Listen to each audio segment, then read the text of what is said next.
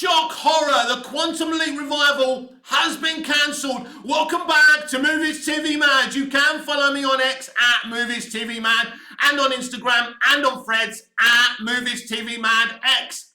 A very warm welcome to Sunday's edition of the Movies TV Mad Daily. One of my big motivations in having this platform is to educate you about the inner workings about the entertainment industry. Not that it takes rocket science to work within this industry or anything like that, but just because you eat cheese, it doesn't mean you know what goes into making cheese. So a few years back, we got this Quantum Leap revival that ticked every checklist we had. The main actor coming out when he was cast, that representation matters. Well, a few years later, it looks like representation doesn't matter. Now, you may not know this, but I'm a huge original show Quantum Leap fan. I'm a big fan of Donald P. Belisario's concept and show that went, 4 or 5 seasons? It was amazing. Scott Bakula, Dean Stockwell, it was an amazing show. And what some people may not realise, that the original show was very, very woke, but good woke, because there is good woke and there's bad woke. Current day entertainment is as bad as woke can get, but Quantum Leap was good woke. It did have a lot of commentary on a lot of social issues and things going on, but it was done so wholeheartedly, so beautifully, and so well. So I'm going to read a 5-page thread from Scott Bakula talking about the revival, because I found it very, very interesting and exposing at the time. He's a top bloke for doing this, and this is what really sunk the revival in Quantum Leap fans' minds. So let's do this.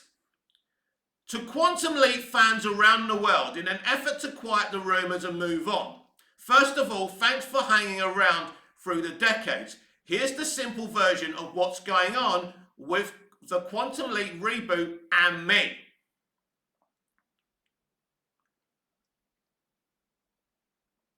I have no connection, this is ruthless. I have no connection with the new show, either in front of the camera or behind it. In January, the pilot was sold and the script was sent to me because the character of Sam Beckett was in it. Which makes sense, right? As so many of you have been asking me the last several months. How could you do Quantum Leap without Sam?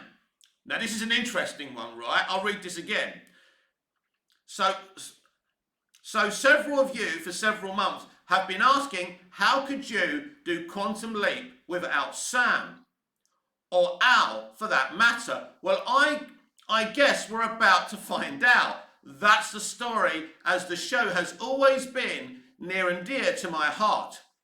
It was a very difficult decision to pass on the project. Now, this is interesting. To pass on something, you'd have to be asked to come back. So this is interesting. But what role in the show did they want him to play? It was clearly not the lead of the show.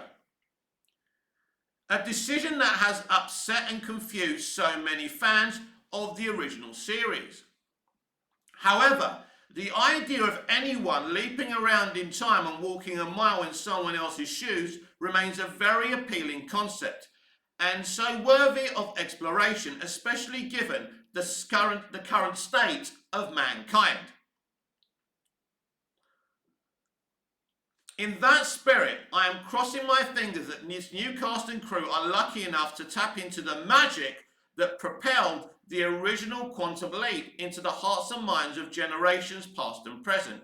I wish them good luck and happy leaping. So this was a very, very interesting 5-thread kind of thesis by Scott Bakula, a man I have a lot of time and respect for. Since Quantum Leap, this has become a hard-working actor. He was always a hard-working actor. He started off in theatre, I knew of him quite well when I was living in LA, even, before Quantum Leap. We all knew he was a very, very good stage actor. But anyway, his performances in the original Quantum Leap were superheroic. Some of the things he was able to do and portray, he was playing different caricatures every week. Sometimes he was a woman, so he'd have to wear a skirt. I don't know how that would go down, today. And I haven't watched much of the Quantum Leap revival. I'm assuming he was a woman in some of those leaps as well. But he was doing a lot of different things, playing lots of different roles, sometimes even famous people. In famous figures like Lee Harvey Oswald. But this is a very, very interesting thread, because he said he passed on it. He's very polite, but what he also wants here, obviously there's rumours of him coming back. Now, clearly, the NBC Universal revival of Quantum Leap liked these rumours. They may have even been leaking the rumours themselves. So he thought, oh no you don't. I'm going to come on social media and I'm going to make it clear that I have nothing to do with this show. It's crazy, because that's what he states in words, that I have nothing to do with this revival. He's like saying I wish them all the best, but in another way, he's purposely sinking it. So he knew what they were doing, because he got the pilot script and he clearly passed on it, right? Because he didn't like what was within that script. So who knows what they were going to get him to do? I'm going to guess, because it's current day, he was going to be a tired old guy stuck in time somewhere, refusing to leap, somehow finding a way not to leap anymore, or whatever, right? Just probably another Jake Skywalker, maybe even a villain, even a bad white dude. Who knows? Maybe he leaped somewhere and he's changed history and he's living off the riches of knowing about the past or whatever, right? Who knows what they were going to do with him? And unlike Harrison Ford in the latest Indiana Jones and other actors who have taken the cash, Scott clearly had morals. He had the morals to say, oh no you don't, I'm not doing this, this is shit, let's leave it where it is, let's let sleeping dogs lie. But Hollywood don't do that, right? Because in the old days when they were doing reboots and relaunches when I was growing up, they were cash grabs, right? Hollywood's a business, studios and networks are businesses. You understand that. That's okay. For example, the Knight Rider revival wasn't everyone's cup of tea, but it wasn't an attempt to rewrite history.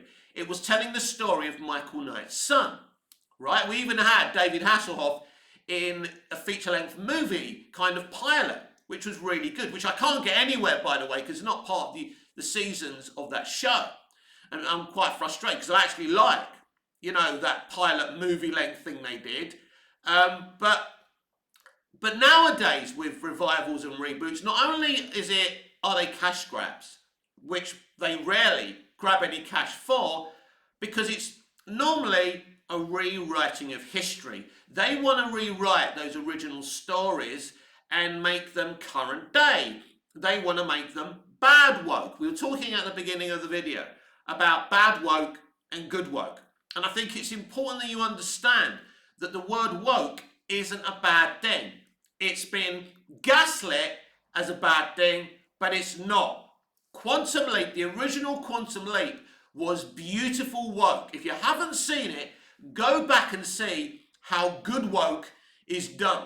There is an episode when Sam is a black slave working for a white elderly woman. Now these days I'm sure it will be gaslit as woke and all of that, but it's a damn good episode and speaks the truth about that situation. It doesn't try and rewrite history. And even the woman he's working for, even though she has bad attitudes of that time, she likes this guy, and in the end they become friends. So they don't leave her as a bad white woman. But it's a very, very good episode. It's a powerful episode. It's one of the best. And Bakula's performance, as was in every fucking episode, the energy, if you're a kid and you want to learn about acting, don't save your money. Don't go RADA. Just watch Scott Bakula in Quantum Leap. I mean, he taught me a lot just by watching him. He is fucking amazing. And what I love about this guy and what I love about this Fred is that it shows morality, because you know how cynical I am about Hollywood. I know them. We all know them by now, what they're like. They'll call us incels while they cover up, a multitude of crimes that they commit against each other, right?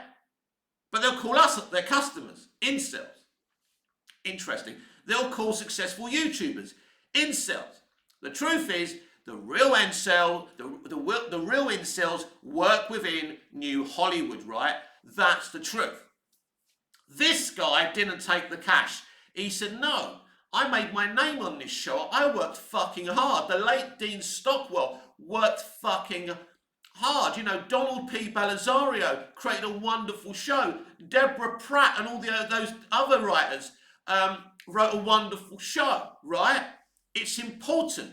That show is important because that shows you how you can have commentary about the world around us, but done in a good way.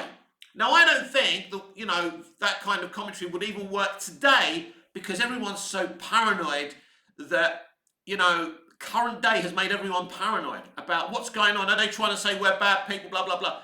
And that's why we got the culture war, and that's why it's so horrible.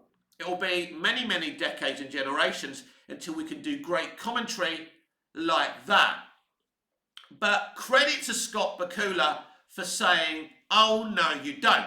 And as I say, we will never know what was in that original script for him to do. He certainly wasn't going to be the main character. Or was he?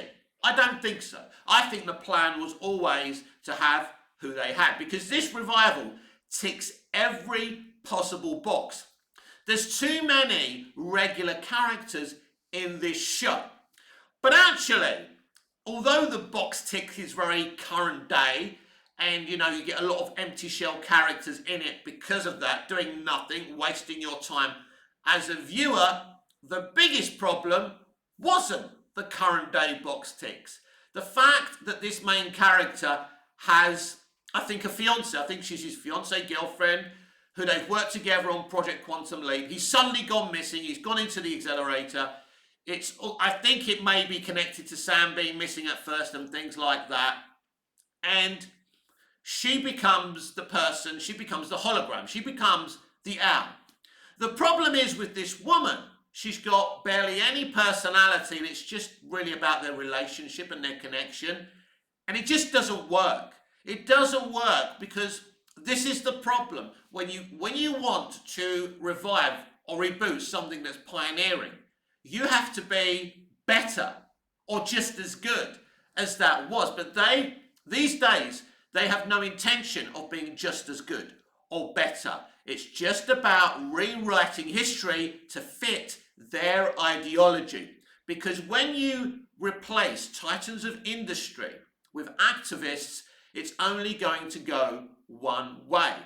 We now have a film making fun of Todd Phillips' Joker that's about to be released. They're so triggered about that movie, that brilliant movie years later, they're making something to send it up. These are the people in our industry, because it is our industry. We pay for it. If you've ever bought a box set, a DVD, a poster, gone to the cinema, bought popcorn and an ice blast, and sat in the cinema, even once, you pay for this fucking industry. It's our industry, right? We are the bosses. We are the lords and masters. Without us, they can't make jack shit. They'll just be sitting at home with a camcorder making stuff for their own enjoyment, because it certainly isn't for our enjoyment, right? They're making entertainment is now being made for activists, and there's no, the audiences are not activists. It's the people in the bubble, in the Hollywood bubble. They're making stuff for themselves, and when you do that, you have a problem. So this was on, is it on Peacock or wherever it's on, right? I don't have access to that, but I was able to watch the first episode, which I found so-so. I didn't think it was terrible. I liked elements of it, and I liked the mention of Sam and all of that. And they even had Al's, I think it was Al's daughter, in it. And that was interesting. And there's a little conspiracy things going on and things like that. It was interesting. It was different to the original show because what they were doing was you had the main guy, whose name escapes me, leaping, but then you go in present day where they were at Project Quantum Leap. You saw the box ticks, you saw other things going on. And what happened in the end, the actual leap, was the subplot. The leap is the subplot. And by splitting to present day and the leap, you make the leap less important. It's not Quantum Leap anymore. Now, if that premise works because you're doing a revival and it's something different and you can balance that, right, then fine. But I don't think they really succeeded in doing that. So this show was always going to be cancelled. Now, they didn't want to cancel it after the first season because they wanted to save face. And I said it. When they renewed it for a second series, I said this is a face-saving exercise and it will be cancelled at the end of season 2. I think the two-part series finale now, but season finale at the time, which I think actually finishes in a cliffhanger, I don't know. I didn't see it. That was 2 or 3 months ago. So clearly they spent a lot of time thinking about this. If they could afford to have a show that's not getting enough viewers. Because it was very important to that platform, right? Most people only subscribe to that platform for Quantum Leap. They could have made a great Quantum Leap revival where this legend, Scott Bakula, would have happily been involved. It even would have meant that he doesn't have to be in it every episode, that he reoccurs within each season, right? You know, this guy is literally, let's imagine a new leaper is, sucked in, but this leaper, this kind of leaper does it all on purpose. He wants to go in. There's something going to happen. There's a big threat, so that's why he goes into the accelerator. But what you could do was you could have someone going into the accelerator actually looking for Sam Beckett. The idea is he's searching for Sam Beckett. But at first you don't see Sam. The whole idea is he's looking for him. Sam is lost in time. And, the mission of this new leaper is to find Sam. It's an easy, simple concept. This person has to keep on leaping from life to life, changing, what once went wrong. They still have to be doing that to leap next, to keep on looking for Sam. Do you get it? And you don't have half the episode stuck in present day. You do what the show did. You stick to what worked, right? But they didn't do that. They wanted to tick every box. That's why you're in present day so much. And in the end, simply didn't work. Now, there'll be people who have told me, Mick, this is a great show, blah, blah, blah. I'm happy for you that you like the show, right? And listen, I'm only talking about the premise and what I saw of it in that pilot. I don't know if it got better or worse. But when a show is cancelled, it's because it doesn't have enough viewers. No show is cancelled within its second series if it's successful. And it wasn't successful. What they did wasn't successful because the idea wasn't to make a great Quantum Leap revival.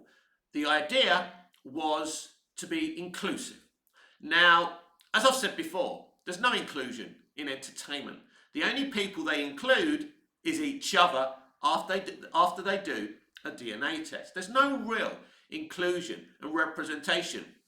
Mostly if you see a black person on the screen, it's because they're related to another famous person who has Hollywood DNA.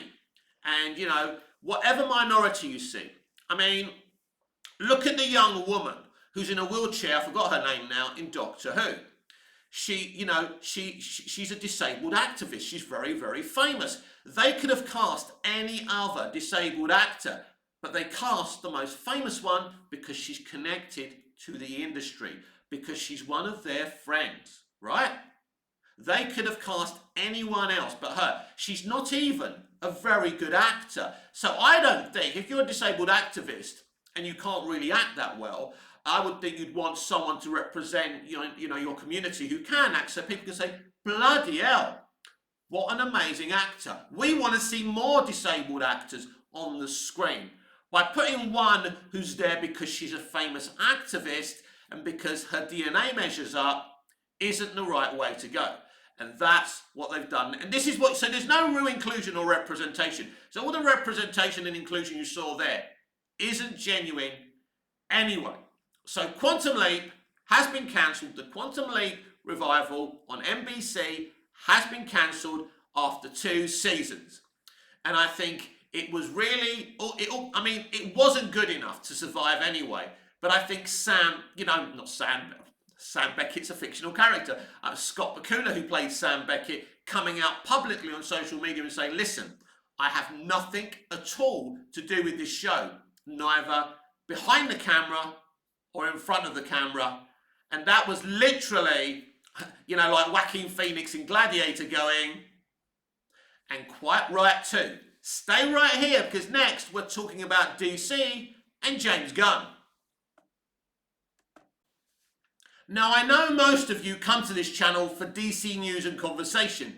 I apologise for speaking about Quantum Leap for so long, but I'm a fan of lots of movies away from DC as well as with DC and TV. For example, yesterday I was binging X-Men Apocalypse. I've been watching all the X-Men movies and I loved them, despite Bryan Singer being allegedly problematic. What a director though, and I mean what a pioneer in terms of X-Men. I'm not stopping watching films like that I love just because someone is problematic. Even from evil, good can come out from.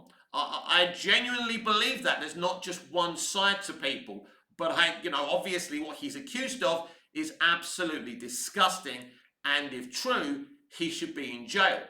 But those X-Men movies, and I love them all. So I love a variety and magnitude of entertainment. So this channel will not always be about DC, but that's how we launched, and we will focus predominantly on DC, but we'll also talk about other stuff as well.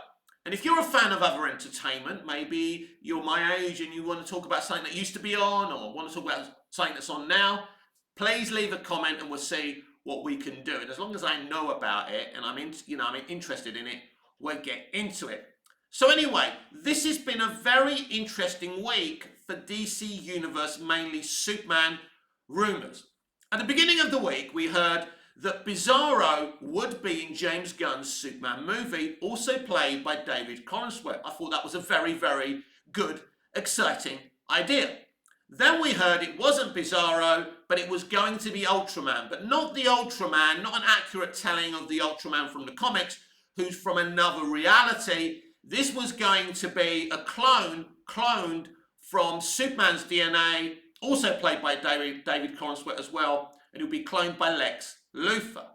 And so yesterday I was talking about, could Lex Luthor be a mad scientist? And maybe if these rumours are true, that could be a thing. So we also heard that the director of I, Tonya and Cruella was allegedly going to be directing Supergirl, which would go into development, in Q4, or whenever that is, I think near fall time, things like that. But, there was no clarification from James Gunn anyway. So yesterday he finally said this. And as I said to you on the top of the show, I'm here to educate you about this industry. And I'll educate you about this statement. So, the primary protagonist of Superman is shockingly Superman. The main villain of Superman is shockingly Lex Luthor. Not something most of us would have wanted. Anyway, I don't know where all the stuff is coming from that it's something other than this. There are so many stories coming out every day.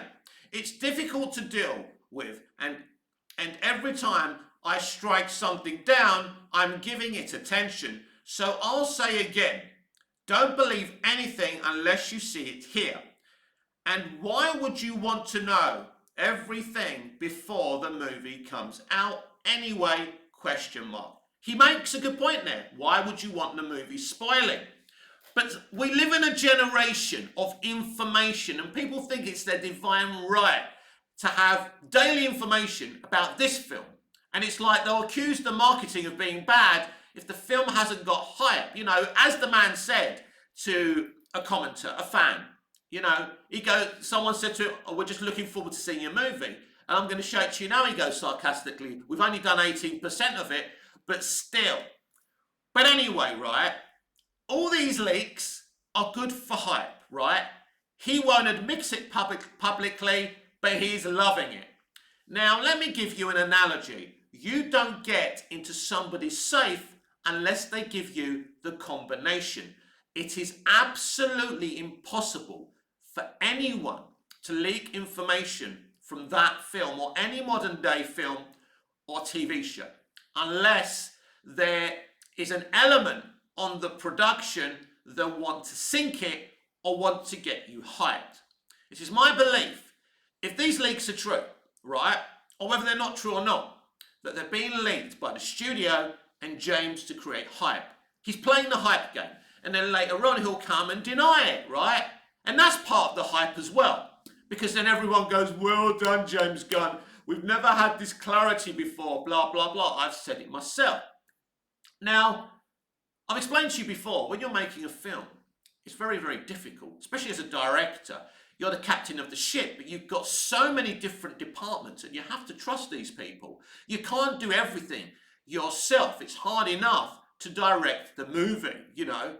It's difficult, right? You're looking at the script, you're deciding what you're going to shoot next, you know. You see wealthy people walking down a red carpet, but don't get it twisted. It's damn hard work, and I mean this. It's hard work to make TV and film. It's not easy. It doesn't matter how rich they are, right? It's difficult, right? They earn when they get compliments and they're successful, they earn it because it is hard work. So he's coming out trying, he's on the internet all the time and he's talking to fans. I personally don't know how he keeps up with it all, but that's how he likes to do it. I personally don't mind it, right? Let's say I'm right, and they're leaking stuff, fake stuff, true stuff, stuff mixed with truth and, not so true, just to create a hype and then to deny it to create more hype.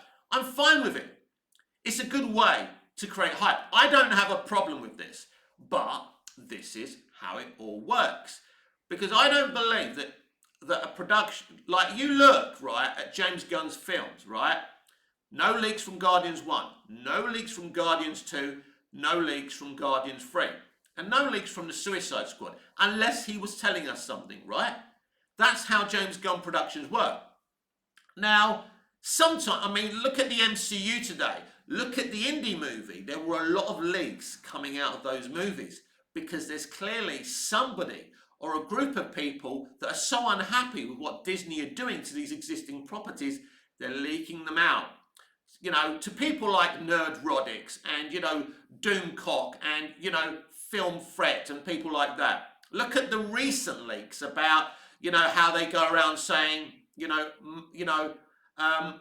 what did they say? White and male is stale. What is it? Pale and male is stale. That got to Film Fret. They were exclusively reviewing stuff that people had leaked out because there's people in the industry that are sick to death with this bullshit.